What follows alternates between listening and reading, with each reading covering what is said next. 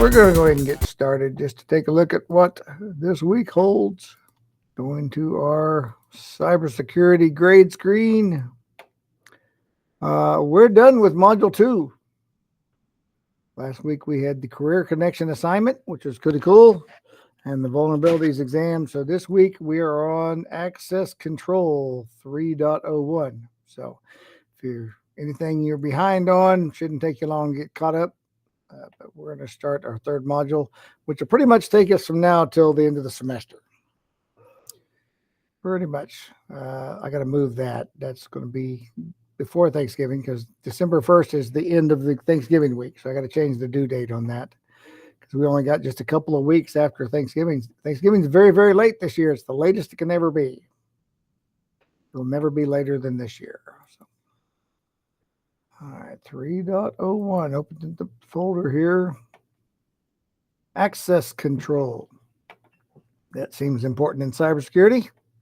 The main goal of cybersecurity is to ensure users always have the access they need, known as access control, right? Access control identifies users, authenticates users based on their ID, and provides access to the door or digital resource that they need. So not long ago, employees used keys to gain access to secured areas. Today, most of us have an access card or an ID badge that you just hold up to a little panel and it'll beep and let you in any secure areas. Access control systems are used to grant access to workstations, sensitive data, printers. Sometimes, even in our printers, we have to log in a code to be able to print something here. So that's another access control feature. So the need for security. Let's check out some of the reasons that a business or medical facility might need an access control system. In the health industry, hospitals, doctors' offices, schools, health insurance companies need to comply with HIPAA, HIPAA. That's an Accountability Act passed back in 1996. It's a federal law that sets the national standard to protect medical records and other personal health information because your medical records are private. Not everyone should have access to those, so all these medical offices have to control that tightly. So need to comply with HIPAA health data regulations and protect private patient information. So that's very important in the health industry. The finance industry, banks, insurance company, any business that accepts and processes credit cards, so that's almost all businesses nowadays, are subject to PCI DSS credit card data regulations. So this stands for it's a set of requirements intended to ensure that all companies that process, store, or transmit credit card information maintain a secure environment. Because, man, hackers love to get hold of your credit card information. The education industry, schools and school districts are considered prime targets. So we're required to safeguard student information under FERPA regulations. So FERPA is the Family Educational Rights and Privacy Act that's 50 years old now, 1974. A United States federal law that governs access to educational information and records by public entities such as potential employers, publicly funded education institutes, and foreign governments. Right, so it requires only who's allowed to see your school records. Preventing criminals from gaining unauthorized access to classified information is the goal of access control. Attacks lead to monetary loss a lot of times, privacy invasion for sure, and possibly ruined lives. Types of access control. There's three main types. Technical control manages security and provides protection against unauthorized access. So organizations use technical control to ensure that users only have access to the information they need. So if someone can get in your system, that doesn't mean they can see everything in your system. Examples are user authentication and antivirus software. Management control. So management control sets the standard for the way that security actions unfold. So they set the policies, the protocols, the guidelines, basically at what level an employee is allowed to access what information. Then physical control. Physical controls deals with the protection of items like hardware, devices, personnel, network, software, data. So examples would be like fences and locks and motion detectors and video surveillance. All that's actually physically controlling who can access your information. So technical, management, physical. Access control model. So how does someone grant the correct level of permission to individuals so they can perform their duties? Access control models define how permissions are assigned. So let's look at discretionary access control, DAC. DAC restricts access to items like files based on the identity of users and the groups to which they belong. Like I would be, Mr. Brock would be my individual user, but I would be under teachers as far as the group, which they would look at what access would I have to information. I would have teacher access. So discretionary access control is useful for small user populations where permissions are easily managed and users remain relatively stable, right? Because we pretty much have the same teachers all year, right? There may be a few change here and there due to circumstances, but it's relatively stable. The model stresses the importance of ownership. For example, the owner is the original creator of a file. The owner can modify its ACL or access control list. Let's see what definition they say. That specifies which user accounts are allowed or denied access and the privileges given the object. Like when I put assignments in Google Classroom, all of you have access to that because you're granted rights because you're part of that Google Classroom that I've allowed that. But I am the owner of the documents that are put in there. So that's to grant rights to other users. Ownership can be transferred to another user and the owner has full control over the file. So this model is typically the default access control. Good morning, Mr. Granderson. Access control mechanism for most desktop operating systems. So you have the owner and they create an object and it is protected in whatever ways. It has a key and it specifies which users or groups who can access that. So basically it's allowed by whoever's in my Google Classroom can see the items I post. Although I can control that as well. When I post something, I can select individual people that can see it and people that cannot. So even though I post something in Google Classroom, I can select even further and say only these users can see it, not these users, even though they're in the Google Classroom. So that's all set up with the access key. Role-based access control. So this is a broader type. It's not specific down to an individual. This just regulates access to a network of resources based on the role of the users and their authorization to perform certain tasks. So using this model, users within a company can view, create, or modify a file according to their job titles and levels of responsibility. It's like as a teacher, people can share individual files with me, or they can say any teacher can look at this. They can set it that way. So they don't have to worry about naming every teacher that they care to see it. They'll just set it up as all teachers. Using this model, users within a company can view, create, or modify files according to their job titles and levels of responsibility. So roles are created for people and can be easily managed to meet the changing needs of the organization. This process lends itself well to a looser security system and one that experiences regular growth. Right? A bank might set something that all tellers can access this person's account. Because someone comes in, you don't know what teller they're going to be at, and they need to withdraw some money from their account. All tellers at this bank would have access to see the balance of this person's account. They don't have to type in each teller's name individual. They can just set it as a group. So role-based access control is the most commonly implemented system on computer networks, as it reestablishes centralized administrative control over important resources. So let's look at the little flow chart for this. So admin assigns users to appropriate roles. As the user joins, they say, okay, you're a bank teller, you're a bank vice president, you're a janitor, right? So those roles feed into here and it says, oh, okay, well, vice presidents and tellers have these permissions to access this. The janitor cannot access anyone's bank account. They have different permissions. They only have access to their own account where they can clock in for the day or whatever, So they can just set it up to the role. They don't have to put every individual name in there. They just, as the people are added, They assign a role to them, and they're automatically given the permissions that role is allowed. All right, mandatory access control, MAC.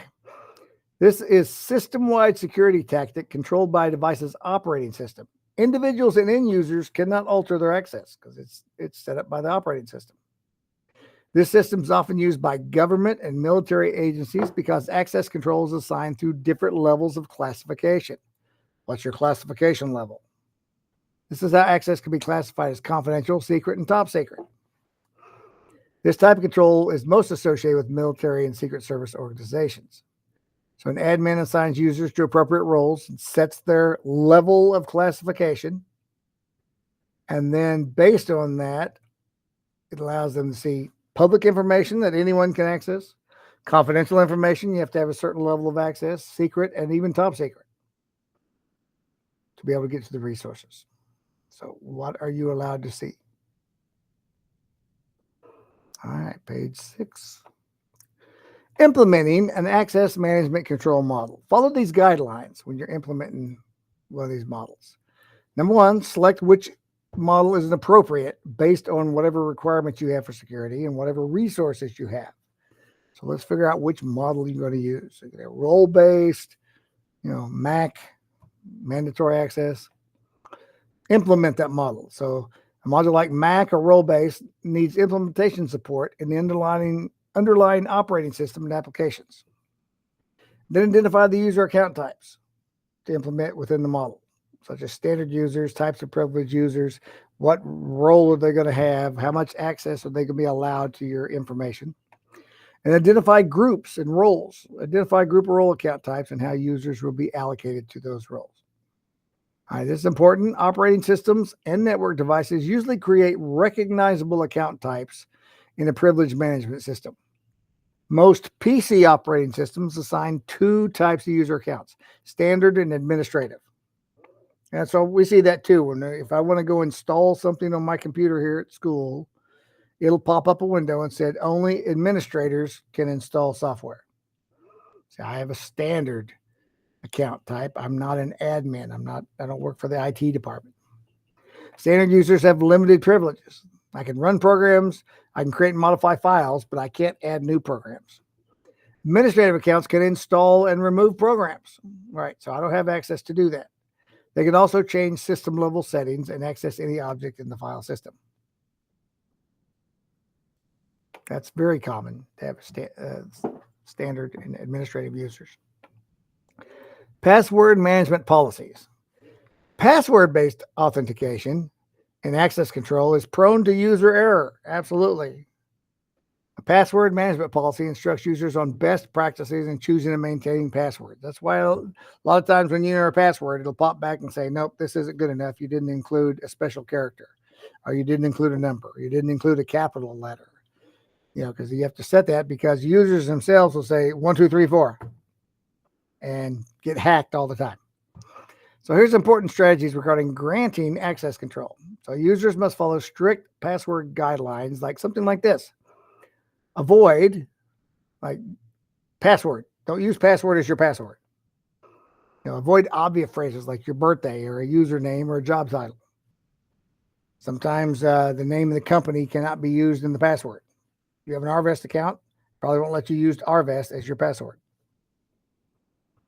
So poor strength, if you just put like Earth with a capital T, E, and H, you got to mix upper and lowercase letters, but this is a very short, poor one. This one's better. Earth #@ocean23 exclamation mark. It says avoid single words. It's better to use a combination of word, number, and punctuation. And here's the best one. Earth #@ocean O exclamation mark $! Exclamation mark SEAC. Earth Ocean Sea. The longer the password, the better. A typical password should be 12 to 16 characters, and many of them are requiring that now. It used to have a minimum of 5 characters and a minimum of 8 characters, and now it's getting to 12 and 16 and getting longer and longer, just because hackers are getting better software to break into it. Do not write a password down. Go to these people where you see passwords on sticky notes stuck to the monitor. Your password is worthless if anyone sits down at your computer. User password should be changed every 60 to 90 days. In fact, some accounts you have may require that. You'll go to log in and it says, oh, you must change your password. And you cannot use the previous password. Or you cannot use the previous password that you've used the last 5 times or something like that. Right? Administrators should be changing theirs every 30 days. Those IT people that have a lot of control and access to your system. And passwords for mission critical systems should be changed about every 15 days. The highest level security, you want them changing every 15 days in case somebody's about to crack it. Now suddenly the whole thing changes. Page 8, knowledge check. Access control is multifaceted. Absolutely, many levels of control. It's used to authorize individuals to access information they're allowed to see and use. Technical, operational, and management access controls are all used to create a well-rounded security policy. So here's an interactive quiz just to help you understand. Match each control type with its description. All right, we have 6 of them here. So starts with HIPAA. All right, if you remember HIPAA, that has to do with your medical records. Anytime you hear about HIPAA violations, like a doctor allowed their information to be given. So this law sets the national standard to protect medical records. So HIPAA is that one right there. Let's see, MAC. That was that mandatory access, like classified documents, often used by government military agencies. Different levels of classification. That was MAC. Then we have physical. Remember physical access controls? Let's see. Set of requirements tend to ensure all companies that process, store, transmit, can maintain a secure environment. This type of access control is based on resource ownership. This type of control deals with protection of items like hardware devices, personnel, network, software, and data, or users of the company can view or notify file. Well, that would be this one, protection of items like all your people, your network, your everything, right? Let's see, what do we have here? Users within the company can create or modify a file according to their job title and responsibility. Well, that sounds like it would be a role-based, doesn't it? It is. Then we have the PCI DSS or the DAC. So this is based on resource ownership, and this is a set of requirements intended to ensure all companies that use credit card maintain information. Well, see, that was the PCI DSS. So the DAC is type of access control based on resource ownership. So, all right, that's the last of that. Let's look at our assignment. Which of the following regulations that schools and universities comply with? Which one of those? Which type of access control handles the protection of hardware and devices? ASHA is a network administrator, needs to implement an access control model that restricts access to files based on the identity of users and groups. Which one would be best? Which of the following is considered a best practice for password-based authentication? Short and easy to remember password? Please don't answer that. An owner can modify its blank to grant rights and users to others. So whoever owns a file or owns the access there. All right, there you go. There you go, fellas. That's what we got this week.